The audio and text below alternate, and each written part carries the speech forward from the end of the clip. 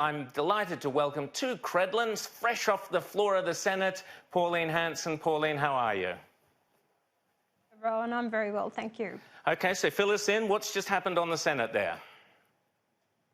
All right, the bill has now come up for the vote. So we've actually, in the process of voting in the House, Labor put up their amendment to it. That is to bring stage forward one, second stage forward, and to actually cut off stage 3. That was voted down.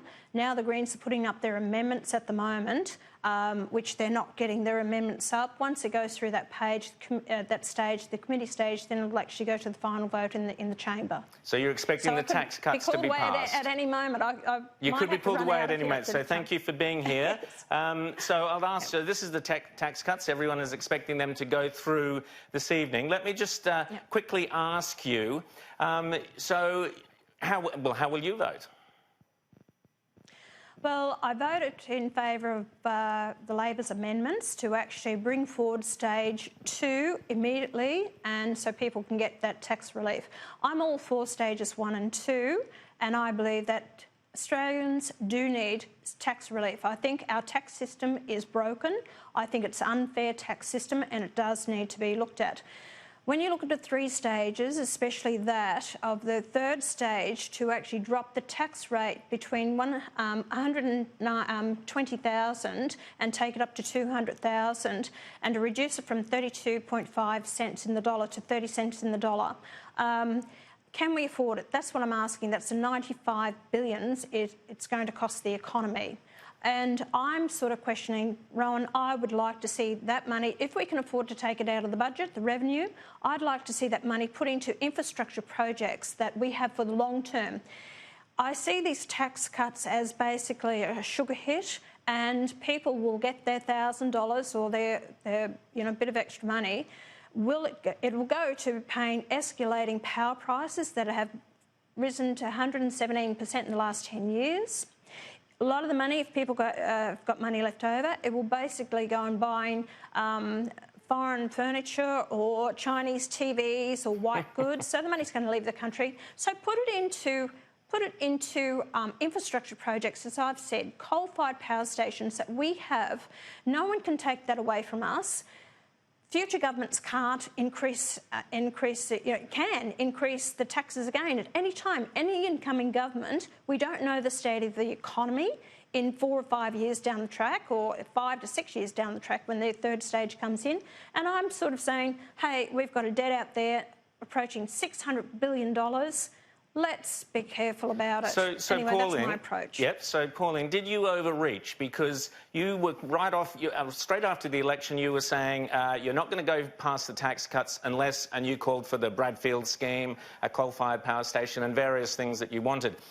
Most of which I have to say I couldn't argue with at all. I think the coal-fired power station is crucial.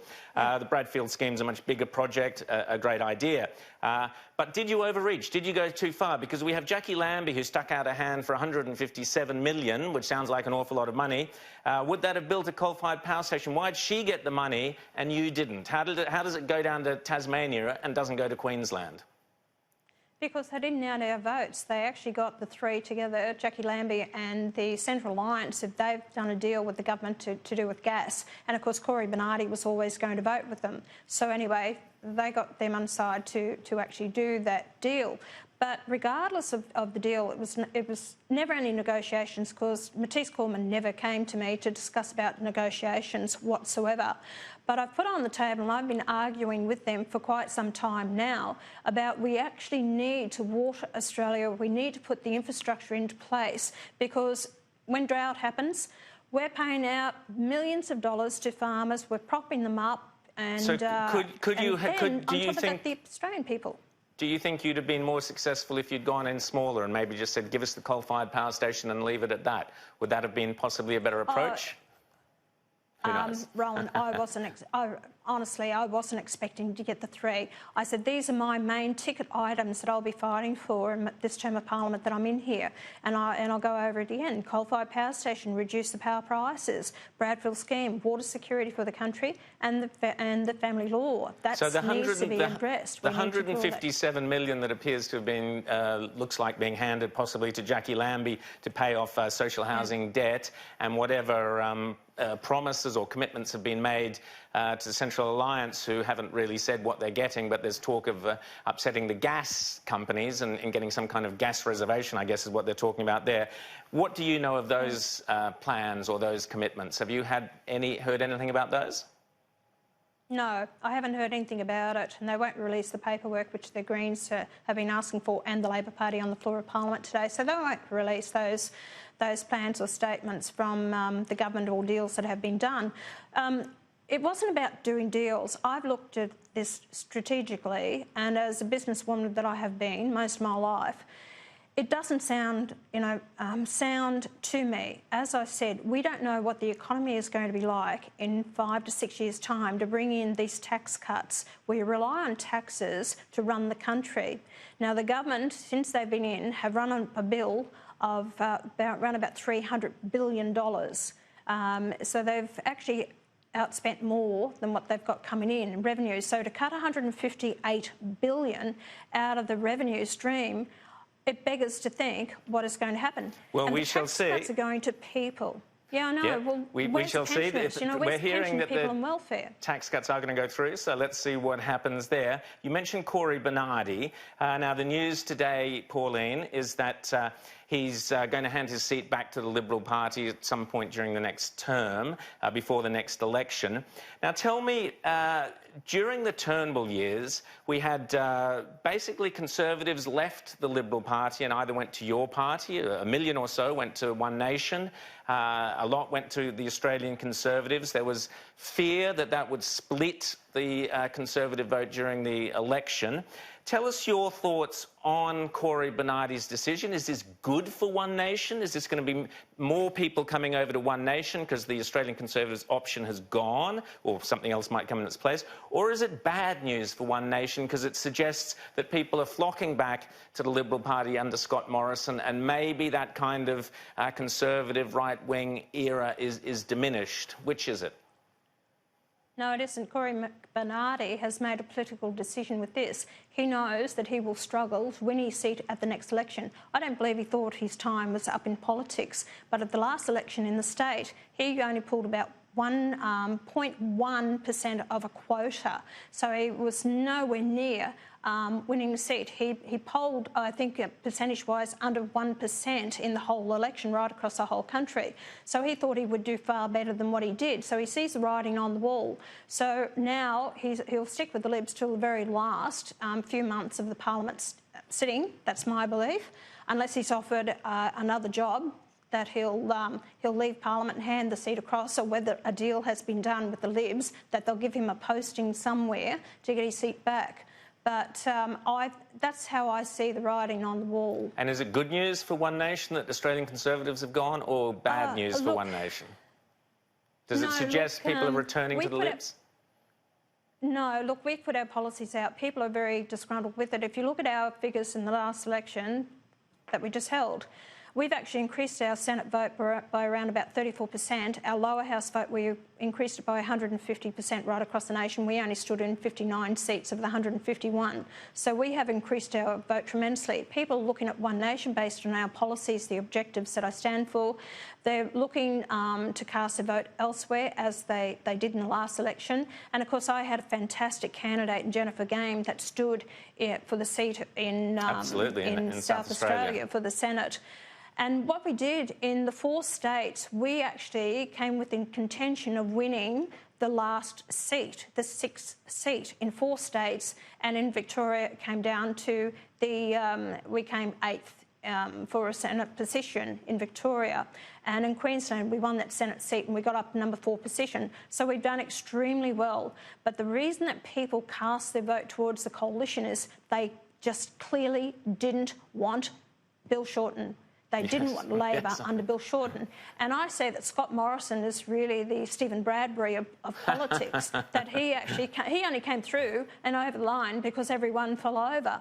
Now, the Labor Party fell over. Absolutely. Now, Paul, I think there's definitely some truth in that. Now, Pauline, I want to ask you about... so we saw the smoking ceremony on the steps of Parliament House. Today, on the floor of Parliament, we had Scott Morrison boasting, if you like, that's the right word, that the Indigenous ministers of both the major parties now are indeed Indigenous. So let's just have a listen to Scott Morrison on the Parliament this afternoon. We had the historic recognition at the opening of this Parliament, not only of the fact that the first Cabinet Minister to be an Indigenous Australian, but indeed the first Minister for Indigenous Australians was an Indigenous person, and the unique opportunity that is presented by the fact that the Shadow Minister for Indigenous Australians is also an Indigenous Australian. This gives us a great opportunity, and we shouldn't limit our options in how we continue to progress this. The government, before the election, had endorsed and adopted the recommendations of the Bipartisan Joint Select Committee on Constitutional Recognition, and we are going to continue to implement the outcomes of that report and the recommendations it provided. So, Pauline, I'm rather confused about this because if we have, we're saying how great it is that we've got more Indigenous representatives, which is fantastic, and that's going really well. So why on earth the need for some other parliamentary voice, the voice from Uluru?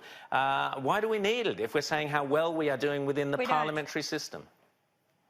We don't need it at all, and I don't support it. I like Ken Wyatt, and I've had a meeting with him today because I've just been up to the Cape and I've had meetings with the Bamago Council, plus also the Thursday Island Council, and I went to Coconut Island. So I've had meetings with them. I've already brought the representations back to Ken Wyatt, who will be looking into my concerns that I have on behalf of the Aboriginal and Torres Strait Islander peoples. The fact is, I can't stand tokenism. The best person for the job to represent all Australians, and to say that, you know, this constitutional, putting in the constitutional preamble to the Constitution, I have grave concerns about that because our laws are based on our Constitution, and I think that we need to have a clear debate that if we recognise the Aboriginals and Torres Strait Islanders as the traditional owners of the land. Therefore, if we actually become a republic, where does that leave the Australian people as far as ownership of the land? Is it going to be recognised that we voted for them as the traditional owners of the land? Does it mean that we lose our title to our land? So it needs to be debated. That's a very good question. Before. Yep. I asked this in 1999 of Nick Minchin, am I right, my way of thinking? He said, yes, you are. So let's have a good debate and don't get emotional about this, and let's see what it will impact on us all as all Australians. Do we still have ownership of our land? Are we handing it to them? Because the High Courts will make their own interpretation, and if we vote for this as a people, they will interpret it that we acknowledge them as the traditional owners of this land, and we are going to be left high and dry.